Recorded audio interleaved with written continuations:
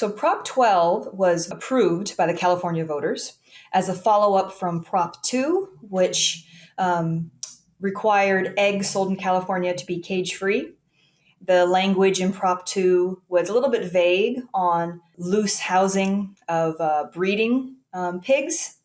And so Prop 12 refined that language to say, okay, it's a breeding female pig of 6 months or older, does not have to currently be pregnant, but be in the breeding pipeline. And this population has to be housed with a minimum of 24 square foot of usable floor space. And if the animal chooses, they can turn around and not touch the sides of their enclosure or another animal.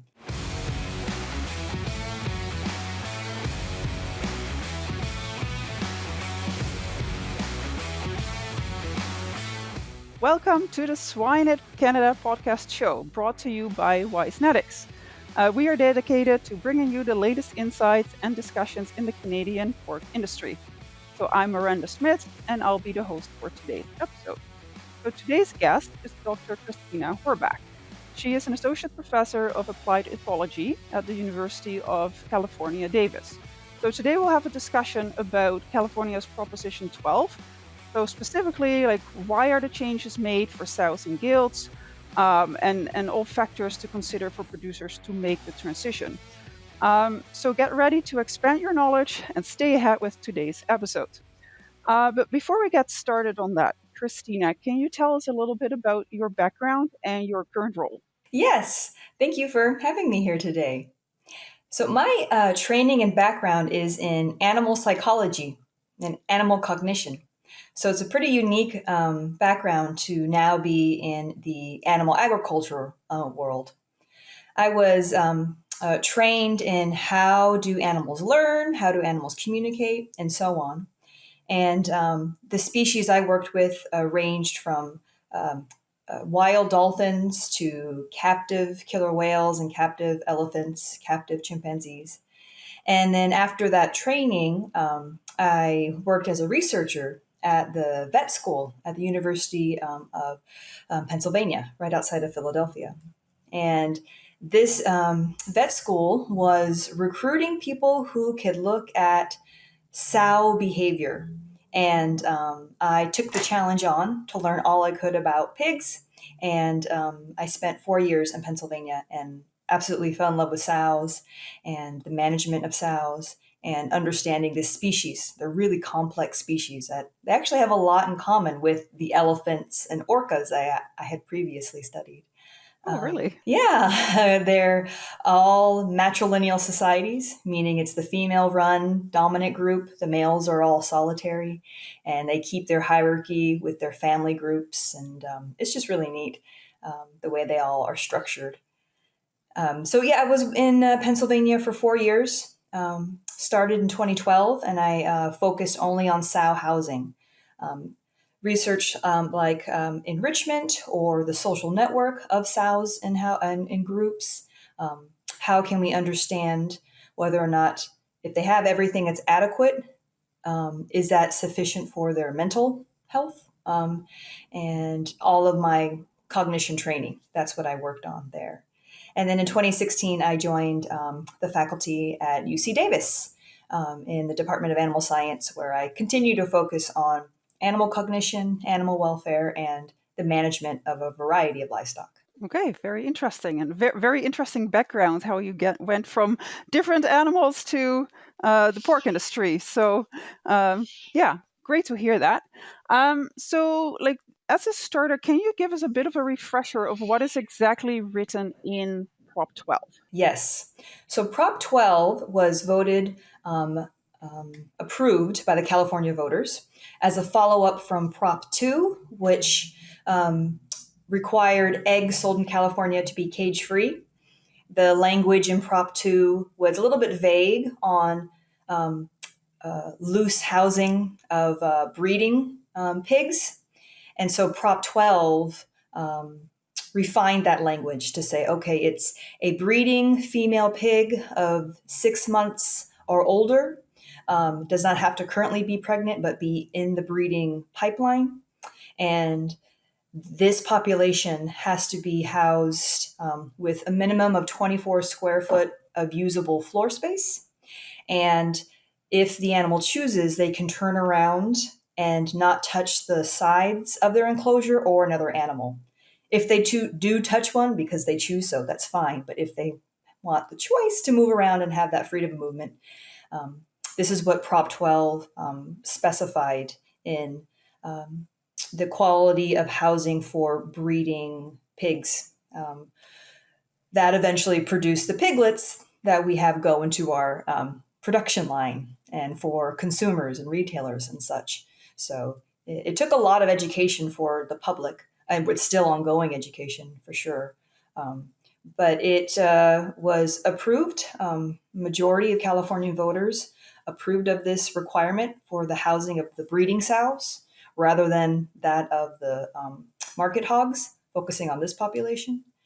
And so since January 1st, 2024, any whole cuts of pork products coming into California or being raised in California, so both imports and in the state, they have to meet the regulations by the California Department of Food and Ag. So it's similar to the getting the organic stamp of approval, all of that regulation and inspection.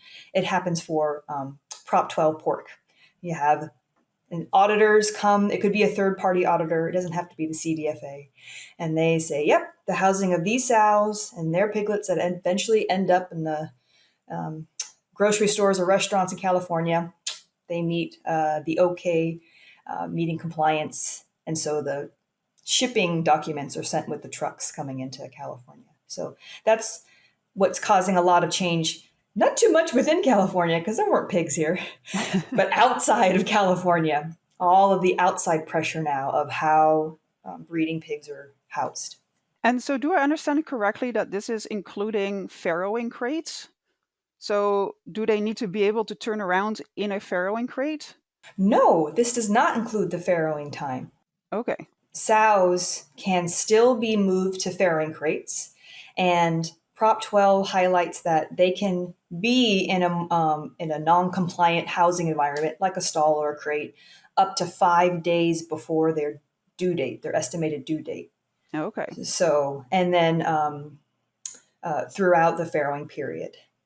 And then what about after weaning? Because I know most of like we already have about 60% of Canadian farms that have moved from stall housing to group sow housing in gestation, but quite often they move them after 28 days of gestation. So like if they want to be Prop 12 compliant, does that mean they would have to change and like directly after weaning put them in like pens that where they can turn around, or is there also like a short time period after weaning? There is allocation of some time to be in a locked crate. Um, it is a maximum of 6 hours a day for a total period of maximum of 24 hours.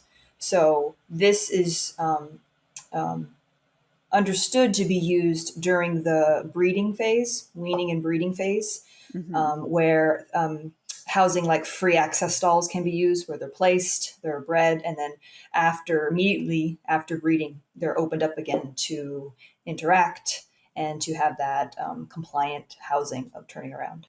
Okay, that sounds good.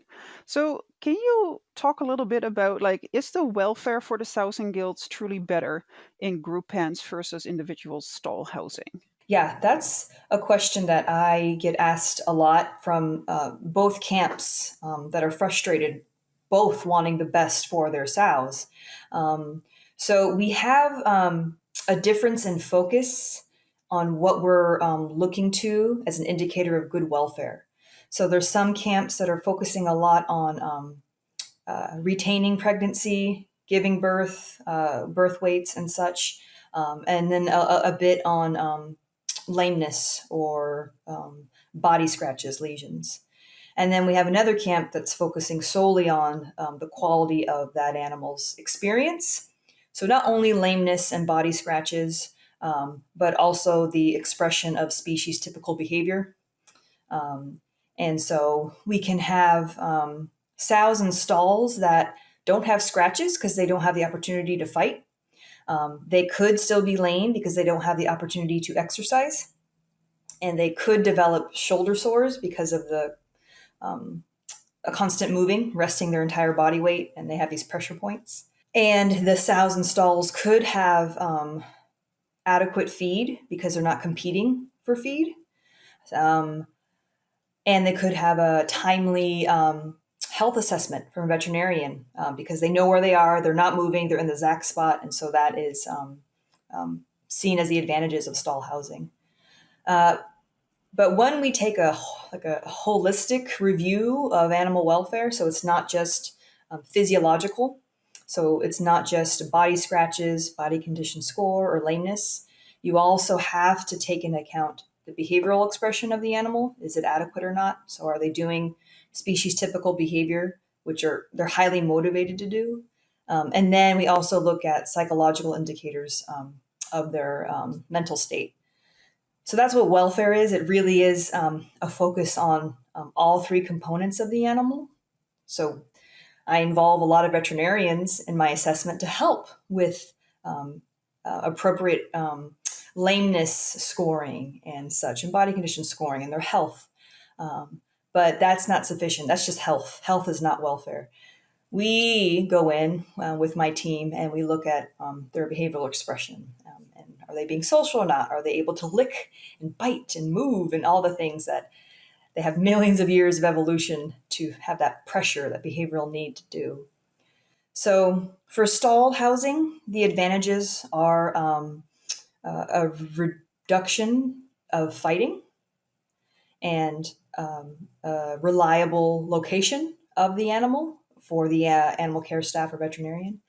But those benefits are really outweighed by the negatives of the impacts to their physiology. So the lack of exercise impacting muscle strength and then bone quality, being able to push up their body when they're in the farrowing environment, when they are needing to have that flexibility and mobility during farrowing, as well as perhaps not production enhancing effects in the stall housing, but the lack of stimulation can impact stress levels. And with elevated stress, that definitely can and has been shown to reduce the immunity strength of these sows fighting any infection.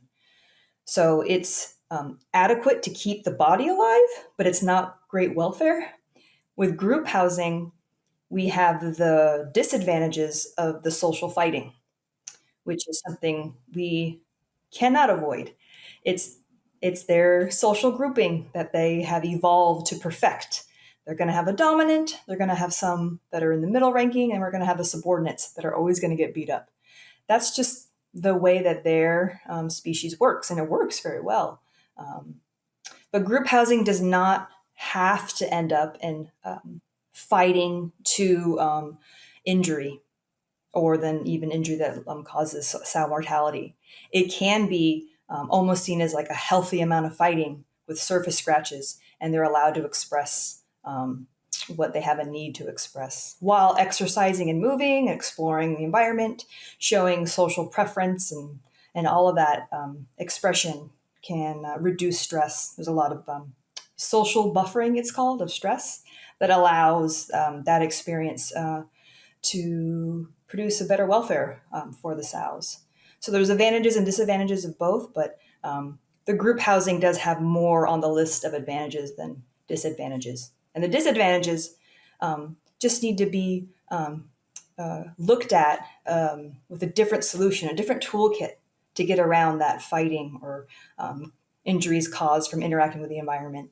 And that's the new challenge for producers of like, oh, we got to come up with a brand new solution here. So, do you have specific recommendations for producers to try to reduce that fighting?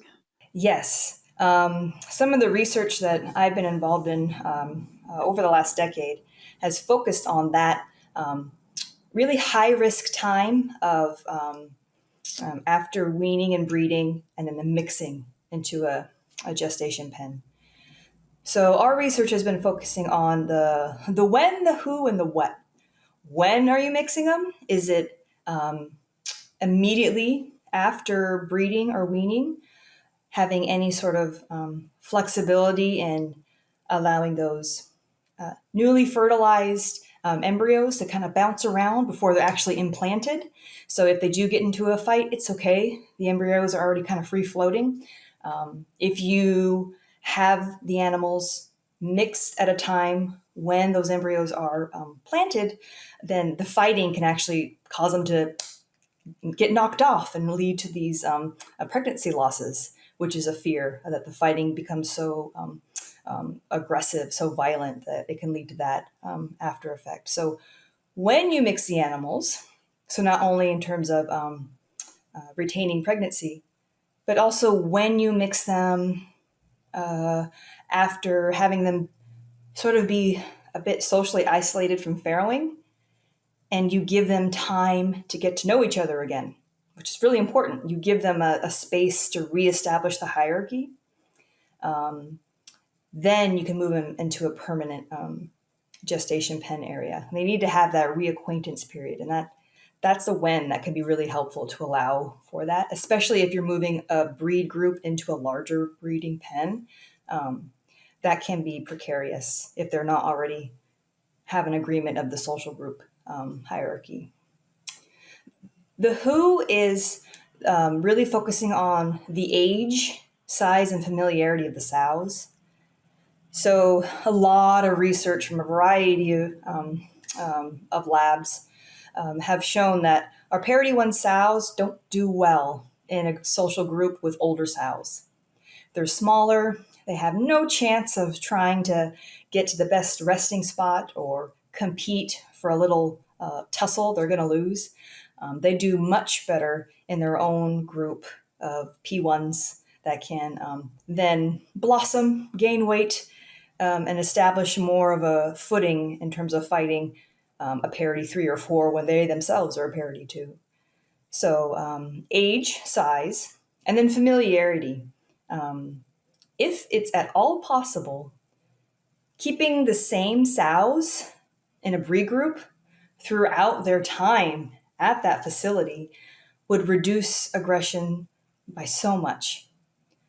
That if they're able to establish their hierarchy, they maintain that hierarchy in a static pen, meaning there's no animals coming in and going out like a dynamic pen. They could go off to farrowing, have some period of rest away from each other, and then when they come back again, it's sort of like, oh, it's you again. And they might have some fighting, but research has shown it's not as violent or as harmful because it's a familiar individual where they might have a little bit of fighting for the first 12 to 24 hours, but then it stops because they have a social group that matches what they wouldn't do in the wild, where in the wild it's about 4 to 6 sows in a sounder, and they keep their family group, their hierarchy, and it's set.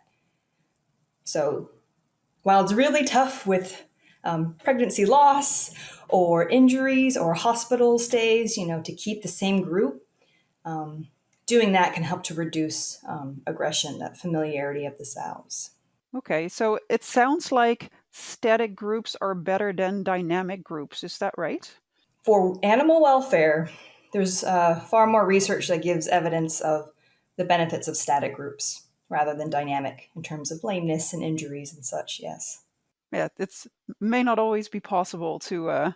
Right. So, if producers already have a setup of dynamic groups, are there any other tips that you can give them to try to reduce that fighting, or is there really just not much they can do? No, there is. They can allow the incoming breed group to get to know each other first.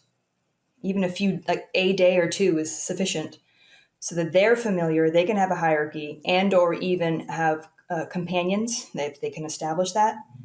And then when you put that group into the larger pen, do it all at once rather than one at a time, because one at a time is a target for the established pen who've already had their territory and their dominance. They will target and attack, but if there's even 2 coming in rather than 1 is better. It depends on the size of the pen they're entering. That's the best recommendation. If dynamic works for the logistics of the facility, um, just allow the animals to get to know each other and always have a buddy before they go into the pen. That would be best. Okay, very interesting. Um, okay, so do you have any other recommendations to producers who consider converting to be Prop 12 compliant? Yes, we have a lot of interest in understanding how the quality of the pen can also impact the welfare of the sows and the encouraging or discouraging aggression.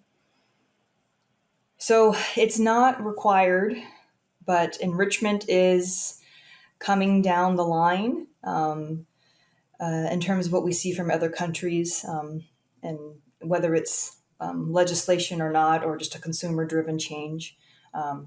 Having something for the sows to do in the environment, and often it's straw for a lot of the pork producers in the US.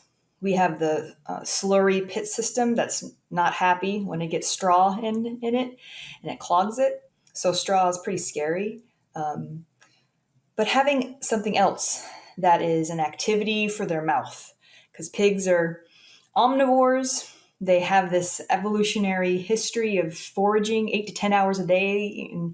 And so they will have an outlet of biting or chewing another, which is, we have a lot of injuries, tail biting, vulva biting, all these issues that the group environment could be more calm, a lot more resting behavior if they have an activity, which it could be rubber chew sticks that you see for pigs in a laboratory setting, or anything else, bristle brushes, things that are can stand up to the jaws of a sow, of course, because sows will destroy everything.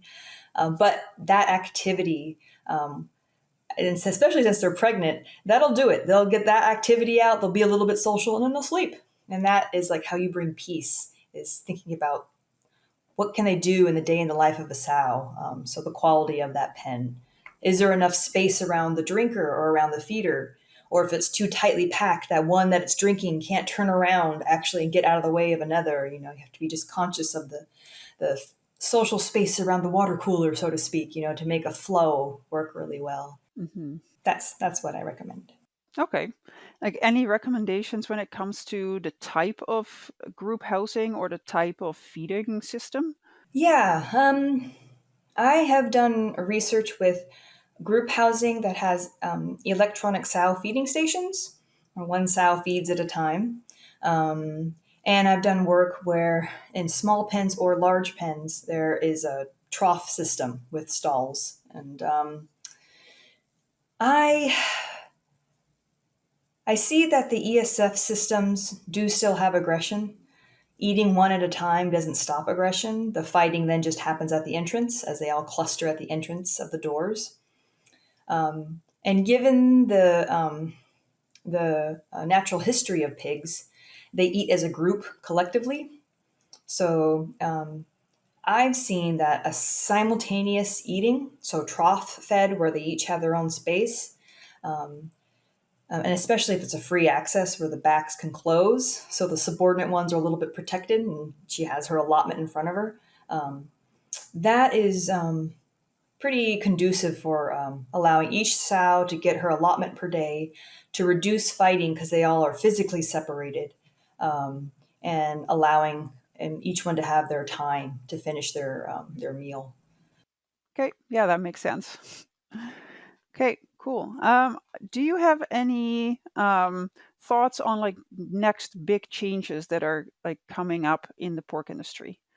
Yeah, I think what you alluded to earlier, the farrowing environment might be what's coming next, beyond just the use of straw or bedding for sows in the gestation and especially farrowing period.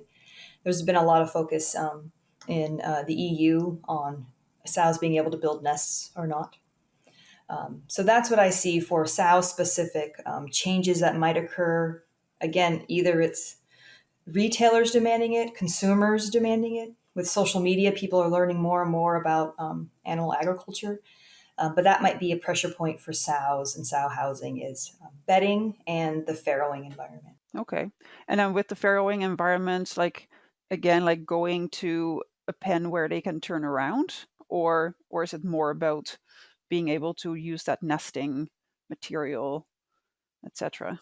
Yeah, I think it's a little bit of both, that it's some element of a greater freedom of movement. And there's a lot of great research happening on balancing that, allowing the sow movement, but then confining her for up to a week when the piglets are the most vulnerable. And then combining that with substrate to build nests and such to perhaps prevent the impact of crushing or allow a better experience for the sow and her actual farrowing experience with the feedback and of that activity. Yeah. Okay. So is your research also focusing on that, or not at the moment? Not at the moment. When I was in Pennsylvania, my colleagues were also looking into that, so I participated in that research. Yes. Okay, very interesting. Well, thank you very much. So, to our listeners, if you're enjoying this episode of the Swine at Canada podcast show, presented by Wisenetics, please remember to like, subscribe, and share it with your friends and family. It's time for our famous three. Swine Veterinary Partners comprises 4 well-established clinics across Canada: Precision Veterinary Services, Premier SHP, Demeter, Ontario, and Demeter, Quebec. All right, so Kristina, I have 3 final questions for you. The first one is, what is your favorite swine-related book or resource? I am a scientist, so I cannot help but refer to scientific journals. That's my pleasure reading, genuinely. And for the Scientific Society of Animal Welfare, it's the International Society of Applied Ethology. Their journal is Applied Animal Behavior Science, AABS. And I love to read that to look at the next advances for a variety of livestock and especially swine related welfare metrics or management changes. Okay, perfect. And then, do you also have a favorite book or resource outside of agriculture? To learn about my research, to help inform my research, I would go back to another journal. Behavioral Processes is the journal for animal cognition scientists. So it's a lot of fun stuff about communication in primates or learning in rodents. And sometimes lab pigs are the focus, and it's really neat to see how their memory and things like that. Okay, very interesting. And then the last one is, in your opinion, what sets successful swine professionals apart from those that are not? I think empathy for their having empathy for their colleagues and the animal care staff, and allowing that empathy in the animal care staff for their animals. So acknowledging concern for the sow when she's struggling in farrowing, or acknowledging the difficulty of having to have a mass depopulation, not allowing compassion fatigue to get to the animal care staff, but a swine producer is like, this is tough, I know, we got to push forward, and acknowledging that your world is working with other animals, and we ourselves are animals, and that's really good because you can not ignore it and let it bubble and get worse, but really talk about it honestly. That's a very good one. Well, thank you very much for that. So that concludes another episode of the Swine at Canada podcast show presented by Wisenetics. So thank you for joining us today. Don't forget to subscribe to our podcast to stay updated on future episodes. And if you enjoyed today's episode, please leave us a review. So this is Miranda Smith from the Swine at Canada podcast show signing off. Until next time.